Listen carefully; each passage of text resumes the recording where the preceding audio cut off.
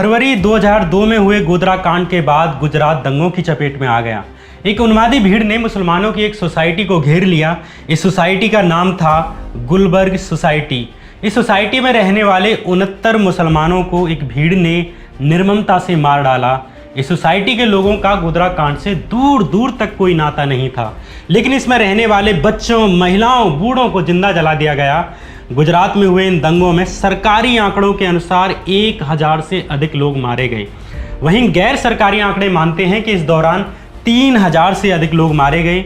गुजरात दंगों की जब जांच हुई तो अलग अलग मामलों जैसे कि बेकरी मामला, बिल्किस बानो मामला, नरोदा पाटिया मामला, ऐसे ही गुलबर्ग सोसाइटी का मामला कोर्ट में चला। गुलबर्ग सोसाइटी मामले में नरेंद्र मोदी की संदिग्ध भूमिका पर सवाल उठाए गए। इस मामले में गठित एसआईटी की टीम ने साल 2012 में नरेंद्र मोदी को क्लीन चिट दे दी और कहा कि गुजरात दंगों में नरेंद्र मोदी का कोई हाथ था, इसके सबूत नहीं मिलते। एसआईटी की जांच पर सवाल उठने लगे। इस मामले में नरेंद्र मोदी की भूमिका की दोबारा जांच करने के लिए सुप्रीम कोर्ट में एक याचिका डाली गई, लेकिन बीते शुक्रवार यानी 24 जून 2002 के दिन सुप्रीम कोर्ट ने इस याचिका को खारिज कर दिया और कहा कि एसआईटी की जांच सही है, ढंग से की गई है, उसमें ऐसा कोई तथ्य नहीं है जो बताए कि अल्पसंख्यक समुदाय के खिलाफ हिंसा के लिए हाई लेवल पर कोई साजिश रची गई थी। आज हम बात करेंगे गुजरात दंगों में नरेंद्र मोदी की भूमिका से जुड़े इस गुलबर्ग सोसाइटी मामले की, और बात करेंगे कि गुलबर्ग सोसाइटी का वो मामला क्या है जिसमें 69 मासूम लोगों को एक भीड़ ने जिंदा जला दिया। बात करेंगे जाकिया जाफरी की, जिनकी याचिका को सुप्रीम कोर्ट ने खारिज कर दिया, और बात करेंगे गोधरा कांड की, जिसके बाद हुए गुजरात दंगों को क्रिया के बदले प्रतिक्रिया कहा जाता रहा। गोधरा कांड से 2 दिन पहले हुए उस मुस्लिम विरोधी आतंक की भी बात करेंगे जिसके बाद गोधरा कांड हुआ, लेकिन आपने कहीं इसकी चर्चा नहीं सुनी होगी। गोधरा के बारे में कहा जाता है कि एक भीड़ ने ट्रेन में आग लगाई थी, लेकिन इसकी जांच करने वाले सिटीजन ट्रिब्यूनल ने अपनी जांच में कुछ और ही कहा जो एक बड़ी साजिश की तरफ इशारा करता है। इसलिए सिटीजन ट्रिब्यूनल पर भी आज विस्तार से बात करेंगे। नमस्कार, मैं श्यामीरा सिंह। 27 फरवरी 2002 के दिन अरब सागर के किनारे बसे गुजरात में बाकी के दिनों की तरह ही सुबह का सूरज उगा। लोग अपने काम धंधे की शुरुआत करने को थे। रविवार का दिन था, सुबह के 7 बज रहे थे। घड़ियों की सुइयां कुछ ऊपर की ओर बढ़ी, तभी गुजरात के पंचमहल जिले में स्थित गोधरा रेलवे स्टेशन पर एक ट्रेन आकर रुकती है। नाम था साबरमती एक्सप्रेस। ये ट्रेन उत्तर प्रदेश के अयोध्या से चलते हुए अहमदाबाद की तरफ चल रही थी। गोधरा से अहमदाबाद पहुंचने में करीब 130-140 किलोमीटर यानी 2 से ढाई घंटे का समय और बचा था। ट्रेन गोधरा से अहमदाबाद की ओर चलने को थी, तभी किसी ने ट्रेन की आपातकालीन चेन खींच दी। पता चला कि एक भीड़ ने पहले ट्रेन की कुछ बोगियों पर पत्थरबाजी की और फिर साबरमती एक्सप्रेस की S6 बोगी में आग लगा दी। इस निर्मम हत्याकांड में 59 यानी 59 लोगों की जलकर मौत हो गई। हिंदू संगठनों ने आरोप लगाया कि मुस्लिम धर्म के कुछ लोगों ने बोगी में आग लगा दी थी, क्योंकि उस ट्रेन में अधिकतर अयोध्या से आने वाले कार सेवक सवार थे। हालांकि इस मामले में और भी एंगल हैं। इस मामले की अलग अलग जांच समितियों द्वारा जांच की गई। नानावती आयोग ने साल 2008 में जारी की गई अपनी जांच में कहा कि ये पहले से तय एक साजिश थी। डिब्बों का जलना एक षड्यंत्र का हिस्सा था। ये समिति गुजरात सरकार के द्वारा गठित की गई थी और इसने उसी थ्योरी को सच माना जो कि गुजरात पुलिस ने बनाई थी। वहीं इस कांड की जांच करने वाली यूसी बनर्जी समिति ने अपनी जांच में कहा कि गोधरा में ट्रेन जलने की घटना साजिश नहीं बल्कि मात्र एक दुर्घटना थी। इस समिति का गठन केंद्र की कांग्रेस सरकार द्वारा किया गया था। उस समय लालू यादव रेल मंत्री थे। पहली वाली जांच समिति यानी नानावती आयोग ने इस मामले को सुनियोजित माना था और एक स्थानीय मौलवी हुसैन उमर जी को गोधरा कांड का असली मास्टरमाइंड बताया था और अपनी जांच में कहा कि उन्हीं की वजह से एक दिन पहले ही पेट्रोल खरीदी गई थी और इसके बाद गोधरा कांड को अंजाम दिया गया। नानावती आयोग ने यह रिपोर्ट 2008 में जारी की थी, लेकिन इसके 3 साल बाद मौलवी हुसैन उमर जी को अदालत द्वारा निर्दोष बताते हुए रिहा कर दिया गया। नानावती आयोग की रिपोर्ट को कई लोग संदिग्ध दृष्टि से देखते हैं। इसका कारण आयोग के सदस्यों की सरकार से नज़दीकी बताया जाता है। आयोग की जांच की खामियों पर कई बड़े सवाल खड़े हुए, क्योंकि ये एक तरह से गुजरात पुलिस का वर्जन मालूम पड़ती थी। एक जांच समिति गोधरा कांड को सुनियोजित साजिश बताती है और दूसरी जांच समिति इसे महज एक दुर्घटना मानती है। इन दोनों ही समितियों की जांच रिपोर्ट पर राष्ट्रीय मानवाधिकार आयोग यानी ह्यूमन राइट कमीशन ने कहा कि ये दोनों ही रिपोर्ट पक्षपातपूर्ण हैं यानी बाइस्ड हैं। जांच आयोग के लिए यह उचित नहीं है कि वो पक्षपातपूर्ण रिपोर्ट पेश करें क्योंकि इसके दूरगामी परिणाम होते हैं।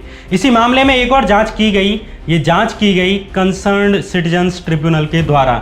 इस ट्रिब्यूनल की जांच के अनुसार साबरमती एक्सप्रेस 22 फरवरी के दिन अहमदाबाद से अयोध्या के लिए निकली थी। इसमें सैकड़ों कार सेवक सवार थे। गोधरा से करीब 80 किलोमीटर दूर दाहोद रेलवे स्टेशन पर कार सेवकों ने एक मुस्लिम दुकानदार के साथ मारपीट की और दुकानें भी तोड़ डाली। माना यह भी जाता है कि यह घटना अयोध्या से लौटते समय घटी थी, ना कि जाते समय। इस घटना की कोई क्लियर डेट नहीं मालूम, लेकिन ये सच है कि यह घटना हुई। इसके अलावा अयोध्या पहुंचने के पहले ही रुदौली और दरियाबाद स्टेशन के बीच कार सेवकों ने मुस्लिम यात्रियों, महिलाओं और बच्चों पर हमले किए। जब कुछ मुस्लिम लड़कों ने इसका विरोध किया तो उन्हें पतरंगा और रोजा गांव स्टेशन के बीच ट्रेन से फेंक दिया गया। रुदौली स्टेशन पर कई मुस्लिम महिलाएं खून से लथपथ अवस्था में ही ट्रेन से कूद गईं। इसके बाद कार सेवकों को रुदौली स्टेशन पर जो भी मुस्लिम मिला उस पर हमला करना शुरू कर दिया। साबरमती एक्सप्रेस में सवार इन सैकड़ों कार सेवकों ने खूब आतंक मचाया। अयोध्या और उसके आसपास के जिलों से निकलने वाले एक अखबार जन मोर्चा ने गोधरा कांड से 2 दिन पहले यानी 25 फरवरी 2002 के दिन इन खबरों को छापा। जनमोर्चा अखबार के अनुसार साबरमती एक्सप्रेस में सवार करीब 2000 त्रिशूलधारी बजरंग दल कार्यकर्ताओं ने दरियाबाद स्टेशन के प्लेटफॉर्म पर भयंकर आतंक मचाया। अखबार के अनुसार टाकिया खेरनपुर के रहने वाले अता मोहम्मद प्लेटफॉर्म पर एक ट्रेन का इंतजार कर रहे थे। कार सेवकों ने उन्हें बिना बात पीटा, कुछ को पकड़कर जबरन जय श्री राम के नारे लगवाए। 50 साल के मोहम्मद अवसार की दाढ़ी पकड़कर नोच डाली और उनके शरीर में त्रिशूल घोंप दिया। रुदौली स्टेशन पर एक और आदमी को लोहे की रोड़ों से पीटा गया। स्थानीय लोगों ने पुलिस को सूचना दी, लेकिन कोई एफआईआर नहीं दर्ज की गई। घायलों को अस्पताल ले जाया गया। पीड़ित घायलों को मालूम ही नहीं था कि उन्हें क्यों पीटा जा रहा है। आसपास के हिंदुओं ने बजरंग दल के शर्मनाक हमले की आलोचना की। स्थानीय मुस्लिम नेताओं ने भी लोगों से शांति और बदले में कुछ न करने की अपील की। धर्म के उन्माद में पागल कार सेवकों की ये भीड़ अयोध्या से वापस अहमदाबाद लौटने के लिए साबरमती एक्सप्रेस में सवार हो गई। रास्ते भर आतंक मचाया गया। वही नारे लगाए गए जो आज लगाए जाते हैं। दूध मांगोगे तो खीर देंगे, कश्मीर मांगोगे तो चीर देंगे। मुस्लिमों भारत छोड़ो, पाकिस्तान जाओ, मंदिर वहीं बनाएंगे, आदि आदि। इन कार सेवकों के हाथ में लाठियां और त्रिशूल थे। बहुत से यात्रियों को परेशान किया गया। सीटें घेर ली गईं, लेकिन अधिकतर यात्री शांत रहे। 27 फरवरी के दिन ये ट्रेन सुबह के 7:30 बजे यानी साबरमती एक्सप्रेस गुजरात के गोधरा पहुंच गई। आउटलुक मैगजीन के अनुसार ऐसा कहा जाता है कि यहाँ कार सेवकों की मुस्लिम दुकानदारों से फिर झड़प हुई। कुछ ऐसी भी रिपोर्टें जो कहती हैं कि कार सेवकों ने एक मुस्लिम लड़की को छेड़ा और उसे ट्रेन के अंदर ले जाने की कोशिश की। इसी दौरान मुस्लिम दुकानदारों की कार सेवकों से लड़ाई हो गई। यहीं पर एक दूसरी घटना भी बताई जाती है कि S6 कोच जिसमें कि आग लगाई गई थी, जब एक मुस्लिम चाय वाला जब चाय बेचने के लिए कोच में घुसा तो कार सेवकों ने उससे बदसलूकी की और भगा दिया। एक आरोप ये भी लगाया जाता है कि चूंकि ट्रेन स्टेशन पर रुकी हुई थी तो इसलिए कुछ कार सेवक साबरमती एक्सप्रेस की बोगियों पर चढ़ गए और प्लेटफॉर्म के दूसरी साइड जहां पर कि सुबह सुबह शौच आदि के लिए गुजरने वाली मुस्लिम महिलाएं निकल रही थीं तो उन्हें अश्लील इशारे करने लगे। कुल मिलाकर गोधरा पर वही आतंक मचाया गया जो साबरमती एक्सप्रेस शुरू होने के दिन से मचाया जा रहा था। इसके बाद ट्रेन अहमदाबाद की तरफ चल दी, जो कि अब 2 या 2.5 घंटे ही दूर रह गया था। लेकिन अचानक से किसी ने ट्रेन की चेन खींच दी, क्योंकि पीछे कुछ कार सेवक छूट गए थे। इसके बाद ट्रेन चल दी। ट्रेन 1 किलोमीटर दूर ही चली हो गई कि सिंगल फलिया नाम की एक जगह पर दोबारा से ट्रेन रोक दी गई। लेकिन इस बार किसी के छूटने के लिए नहीं, बल्कि एक अग्निकांड की वजह से, जिसकी वजह से अगले 3 दिन तक पूरा गुजरात जलता रहा। ट्रेन किसने खींची, किस लिए खींची ये मालूम नहीं। चेन खींचने से रुकी या किसी अन्य कारण से रुकी ये भी क्लियर नहीं है। ड्राइवर और अन्य यात्रियों ने देखा कि S6 बोगी में आग लग गई है। सवाल यह कि आग लगी या लगाई, और अगर लगाई तो किसने लगाई। गुजरात पुलिस का वर्जन यह है कि आसपास रहने वाले घांची मुसलमानों ने बड़ी संख्या में इकट्ठा होकर ट्रेन के ऊपर पेट्रोल बम फेंके, जिससे बोगी में आग लग गई। सरकारी वर्जन के मुताबिक उस वक्त ट्रेन पर अटैक करने के लिए करीब 2000 मुस्लिम इकट्ठे हुए। लेकिन यहाँ पहला सवाल ये उठता है कि पूरी ही ट्रेन में जब कार सेवक सवार थे और भरे हुए थे तो टारगेट सिर्फ S6 बोगी को ही क्यों किया गया? और अगर कार सेवकों पर हमले के लिए 2000 मुस्लिम इकट्ठे थे तो उन्होंने बाकी बोगियों पर हमला क्यों नहीं किया गया और सिर्फ एक बोगी पर ही हमला क्यों किया? और ऐसा कैसे हो सकता है कि कार सेवकों पर हमला करने आई इतनी बड़ी भीड़ सिर्फ एक बोगी को ही टारगेट करे? दूसरा सवाल ये भी उठता है कि क्या बाकी बोगियों के कार सेवक S6 बोगियों के यात्रियों को बचाने के लिए अपनी बोगियों से बाहर आए थे? और अगर आए थे तो उनमें से कितनों पर उस भीड़ ने हमला किया तो कितनों पर किया, और नहीं किया तो क्यों नहीं किया? ये बड़ा सवाल है जिनके अभी तक उत्तर नहीं मिलते। S6 बोगी में 58 जले हुए शव मिले। इनमें 26 महिलाएं थीं और 12 बच्चे थे, 20 पुरुष थे। इसके अलावा 43 लोग घायल हुए, लेकिन उन्हें मामूली इंजरी आई और उन्हें अस्पताल ले जाया गया और वहां से छोड़ दिया गया। अब बड़ा सवाल यह है कि बोगी में आग से जल जाने वाले शवों को पहचानना मुश्किल था। गोधरा के कलेक्टर ने भी जांच करने वाले ट्रिब्यूनल को बताया था कि केवल 5 शवों की ही पहचान हो सकी थी, वो भी उनके पास मौजूद सामान और अन्य चीजों के कारण। मरने वालों में अधिकतर महिलाएं और बच्चे थे, तो कैसे कहा जा सकता है कि वे सब कार सेवक ही थे जिसकी वजह से उन्हें टारगेट किया गया था? दूसरा बड़ा सवाल ये भी है कि चूंकि ट्रेन चल रही थी, इसलिए चलती ट्रेन कोई बाहर से कैसे रोक सकता है? अगर अंदर से रोकी गई थी तो चेन पुलिंग करके रोकी गई होगी, और इसका कारण क्या हो सकता है कि चेन पुलिंग की गई? इसका तार्किक कारण यही माना जाता है कि S6 बोगी में पहले से ही आग लग गई थी, जिसकी वजह से किसी यात्री ने चेन पुलिंग करके बोगी रोकी। इसके अलावा इस जांच ट्रिब्यूनल ने यह भी पाया कि बाहर से कोई ज्वलंत पदार्थ नहीं फेंका गया। अगर बाहर से कोई ज्वलंत पदार्थ फेंका गया होता तो ट्रेन का बाहरी हिस्सा नीचे तक जल रहा होता, लेकिन S6 बोगी के बाहर सिर्फ खिड़की के पास तक का हिस्सा जला हुआ था, लेकिन नीचे का नहीं जल रहा था। बाहरी क्षेत्र से ज्वलंत पदार्थ फेंकने पर वो ट्रेन के बाहरी हिस्से यानी बॉडी पर अच्छे से फैलता और बाहरी हिस्सा खिड़की के नीचे से भी जलता, लेकिन नीचे का हिस्सा नहीं जला। अगर बोगी पर बाहर से पेट्रोल बम फेंके गए तो बाकी बोगियों को प्रभावित क्यों नहीं किया गया? लेकिन S6 के अलावा किसी भी बोगी में आग नहीं लगी। अगर जली हुई बोगी को ठीक से देखा जाए तो अंदाज़ा लगाया जा सकता है कि बोगी में अंदर से ही आग लगी होगी, जिसके कारण ऊपर की ओर उठने वाली लपटों से खिड़की के ऊपर वाला हिस्सा जल गया और निचला हिस्सा बचा रह गया। ये आप तस्वीरों में भी देख सकते हैं। ट्रिब्यूनल के अनुसार उनकी इन ऑब्जर्वेशंस को फॉरेंसिक साइंस लेबोरेटरी ने भी सही ठहराया है। कुल मिलाकर कंसर्न सिटीजन्स ट्रिब्यूनल ने गोधरा कांड के पीछे कई कारणों को माना जो मेन स्ट्रीम मीडिया में बाहर नहीं आते, न आज उन पर कोई बात होती है। इस ट्रिब्यूनल की जांच को सुप्रीम कोर्ट के रिटायर्ड जज justice VR Krishna Iyer lead कर रहे थे। इसमें अन्य सदस्यों में सुप्रीम कोर्ट के जज justice PV Sawant, Mumbai high court के जज जस्टिस होसवेत सुरेश और पूर्व IPS अधिकारी और त्रिपुरा के DGP रहे डॉक्टर KS सुब्रमण्यम और मजदूर किसान शक्ति संगठन की अरोड़ा राय भी थी। इसके अलावा 3 सदस्य और थे, लेकिन इनमें कोई भी मुसलमान नहीं था। हालांकि ये बात साबित नहीं हो सकी कि आग किसने लगाई, और लगाई भी थी तो अंदर से लगी थी या बाहर से लगाई गई थी, इसका कारण आज तक नहीं मालूम। जैसे कि ट्रेन की जली बोगी में गेहूं और चावल भी जले हुए मिले थे, जिससे कि ये भी अनुमान लगाया जाता है कि शायद यात्रियों के पास स्टोव वगैरह रहा होगा। और एक अनुमान ये भी लगाया जाता है कि हो सकता है यात्रियों के बीच सीट को लेकर विवाद छिड़ा हो, क्योंकि कार सेवकों ने रास्ते भर रिजर्व सीट वालों को तंग किया था। इसके कारण शायद गोधरा के घोंची मुसलमानों ने शायद इस घटना को बाद में अंजाम दिया। कुल मिलाकर गोधरा स्टेशन पर S6 बोगी में लगी आग एक रहस्यमयी इतिहास लिए हुए बैठी है। इसके पीछे के असली कारण नहीं मालूम, और नहीं मालूम कि इसके पीछे कौन लोग थे।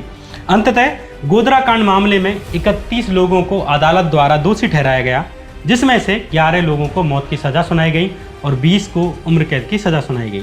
अगर अदालत ने उन्हें सज़ा दी है तो ज़रूर उनकी कुछ भूमिका रही होगी, ऐसा माना जा सकता है।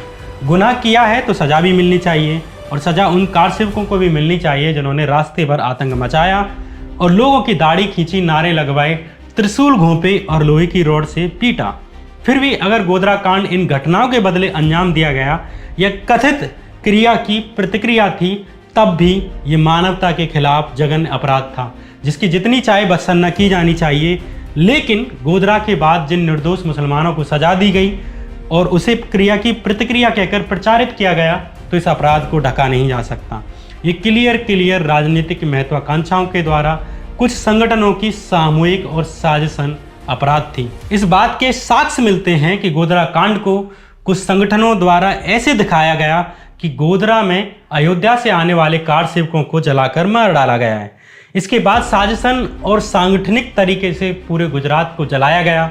कुछ धर्मांध लोगों, वे चाहे हिंदू हों चाहे मुस्लिम हों, उसकी सजा निर्दोष हिंदुओं और मुसलमानों को झेलनी पड़ी। अदालत ने लेट सवेर गोधरा के जिम्मेदार आरोपियों को सजा दी, लेकिन जिन्हें गुजरात दंगों में जिंदा जला दिया गया उन्हें किस बात की सजा दी गई थी? 27 फरवरी को हुए गोधरा कांड के बाद एक खास समुदाय के खिलाफ माहौल तैयार किया गया। अगले ही दिन पूरे राज्य में जगह जगह दंगे होने शुरू हो गए। दिन के 12 भी नहीं बजे थे कि अहमदाबाद के नरोदा, बापूनगर, पालड़ी, बेजलपुर, रानीप जैसे इलाकों में दंगे शुरू हो गए।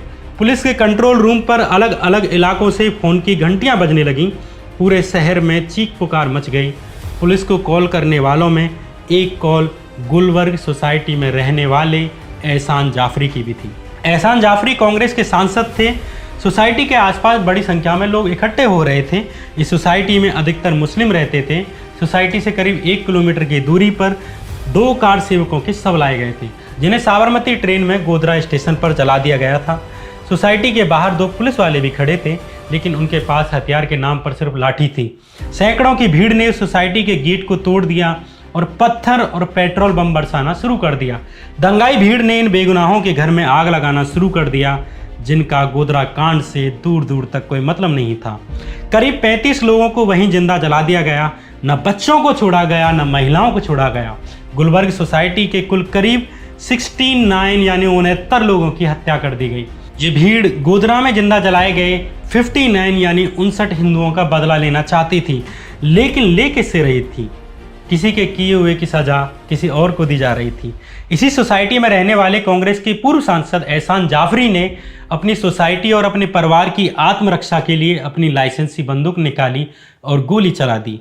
गुस्साई भीड़ ने एहसान जाफरी को वहीं मौत के घाट उतार दिया।